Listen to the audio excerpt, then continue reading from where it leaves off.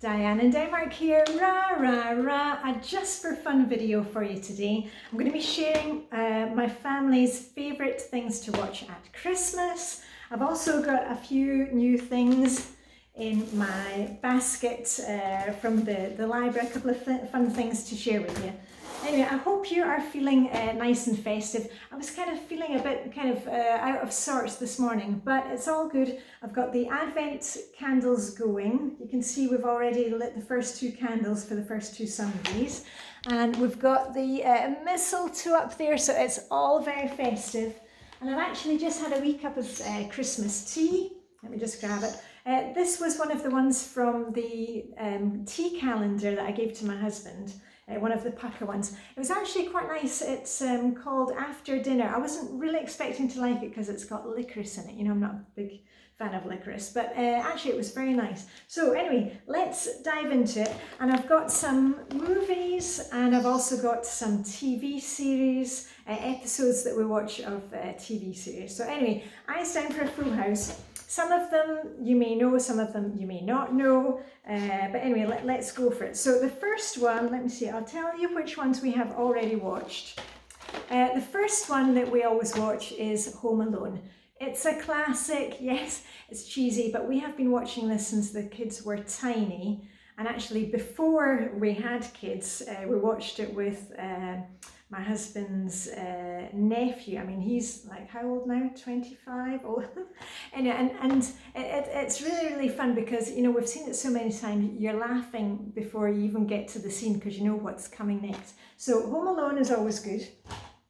And then my personal Christmas favourite, some of you may disagree with this one, but here we go.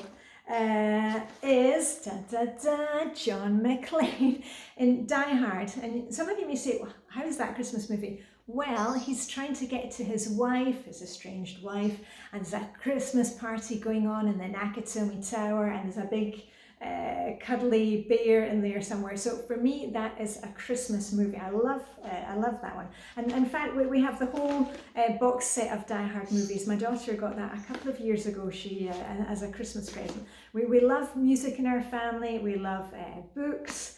And don't tell my husband, but I was just actually wrapping one of his presents last night. I've gotten tickets for the Nick Cave exhibition in Denmark. There's a special Nick Cave exhibition in Denmark next year. So he's getting tickets for that. Anyway, on to the next movie. This is one of my ones, The Holiday. It's, you know, escapism, very romantic, but it's got Jack Black in it. I love Jack Black. I also like Jude Law. So that's a good one if you're, you know, but it's more for ladies, this one. I wouldn't really think your other half or your husband or either of them would go for that. But anyway, that's a fun one.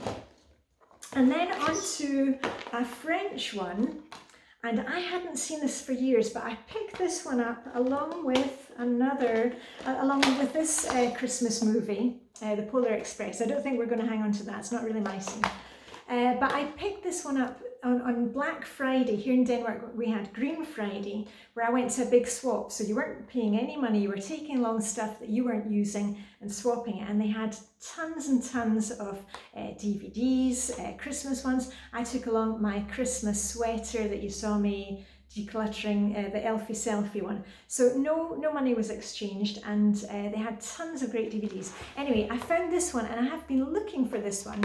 Taxi 3. Now this is a French film, Luc Besson. I love Luc Besson's films, but he makes a really wide range of films, and this is one of the really, really naff, fun, silly humour. And I've seen all the Taxi films, and this one, I don't know how old it is. Let me see, it's from 2002. Anyway, there's a gang of baddie Santas, maybe you can see them there, and then you've always got the kind of fun police chief, and Danielle is there in his souped up taxi, lots of snow, lots of Christmas decorations, so that's really good fun. So we've already watched that one, and the music's good as well. Polar Express, haven't watched it yet. I'm not sure if we'll even watch it. I might take it to the next swap that I go to.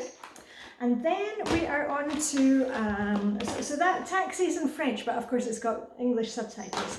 The next one is a Danish film. It's a kids film, but also great for teenagers, also great for adults. And it's called Fuckin Air Bbow, which means the Fakir of Bilbao. Now, I have had this one from the library before we got this copy. This came free with a magazine. And I'm pretty sure you can get it with English subtitles. It's a really dark humour Danish film. And it's very Christmassy, and Sisse Babette Knudsen is in it. Now, you won't recognise her there because she's really strange in this one. She's very she plays this kind of kooky, weird widow. And Sisse Babette, you may know her from Borgen. She was the Prime Minister of Denmark in Borgen, the Scandi series. And also, if you watch HBO Westworld, I've started watching that with my son, and she popped up, she's in that. So she's in a lot of different things. She speaks fluent French, so she's in a lot of French movies, Sisse Babette Knudsen. Anyway, that's a classic one for us. We always watch that one. And then, okay, I've got a couple, which I'm kind of stretching it with them being Christmas ones, but I love Bruce Willis. I've got tons of Bruce Willis. Red, I love the film Red. And if I'm not mistaken, the first 5 minutes, he is putting out Christmas ornaments out on his porch. So I'm going to call it a Christmas one. And also, if I'm not mistaken, I've got the box set of Iron Man, of course, love Iron Man. I think the third Iron Man has got a Christmas theme going on, so sometimes you got to look for it. And onto TV series, things like Brooklyn Nine-Nine, Big Bang Theory, Community, they all have Christmas episodes, so you don't need to be watching a whole film. You can probably find them if you're using one of those streaming services. You can probably find the Christmas episode. But one that I have bought for myself this year, and I watched it the other night, and pure indulgence. You know, I love Father Brown. It's great escapism, and everything always ends well. And this is the Christmas special of Father Brown. I got it really cheap on Amazon. So, and normally I wouldn't kind of invest anymore in DVDs, you know, I don't buy stuff as a rule. I get my things at swaps or charity shops, or I get them from the local library. But this one I've bought because I know I'm going to be watching this again. Anyway, what else? Have I missed any? Oh yeah, other ones that we have either at our Swedish summer house or we can borrow from the library are things like Shrek, Elf, what other ones? Was there some others? Oh yeah, one of the Harry Potter series, there's also one of the ones which have got the Christmas ball going on. So just to give you a wee bit of that festive flavour. And then a couple of books from the library. Because, you know, and I've already shared a video where I am reading a wee bit every day for Christmas. I finished the Simon Brett one, you know, where you had to solve the puzzle at the end of every chapter. And I have to say it was pretty disappointing, and I know why. It's not kind of been republished or anything. Normally I love Simon Brett. This one really wasn't great, but I got it for a couple of pounds, but I'll probably hand that on. I'm not going to hold on to it. And I'm back into I'm going through that one at the moment. Oh, and I really like the Rhys Bowen, the 12 Clues of Christmas that I talked about in the other video. That was really great, actually better than most of our other books. And I just want to share these two that I found at the local library this weekend. I walked into the local library this weekend, and there was a vinyl record fair going on, and you know, our libraries are fantastic. And we've got a huge Batman. You may have seen him on my Instagram. We've got a huge Batman, life-size Batman, you know, like this big. And the librarians have decorated him with Christmas baubles and stuff, ho ho ho, and a big Santa hat.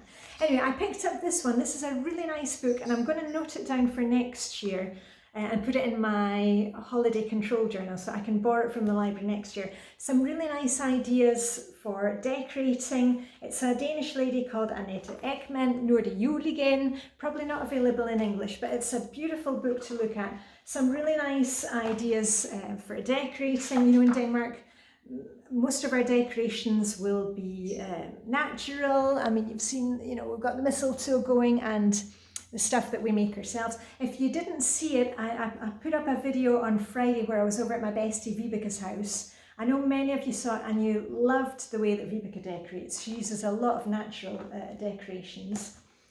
So this is a really nice one. I've enjoyed reading the last couple of nights, just getting some ideas. So those are the candles that we normally put on the Christmas tree. Yes, the Danes have real candles on their Christmas tree on the 24th.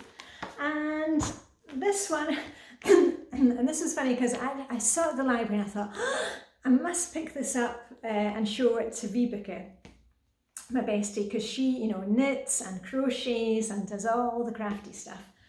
And I took it down where we were having our skinny dip yesterday, and she's already borrowed this book before. So it's not something I'm going to be using, but it's nice to look through. It's crocheted decorations, one for every day of December, just like we have our little Christmas countdown in our family, and I shared a video about that where we're doing something every day of December. This way you can crochet something every day of December. Got the little Christmas flags that we put on the Christmas tree, snowballs a bit like the marzipan and chocolate ones that I showed you in another video. What else? Oh, Klingler.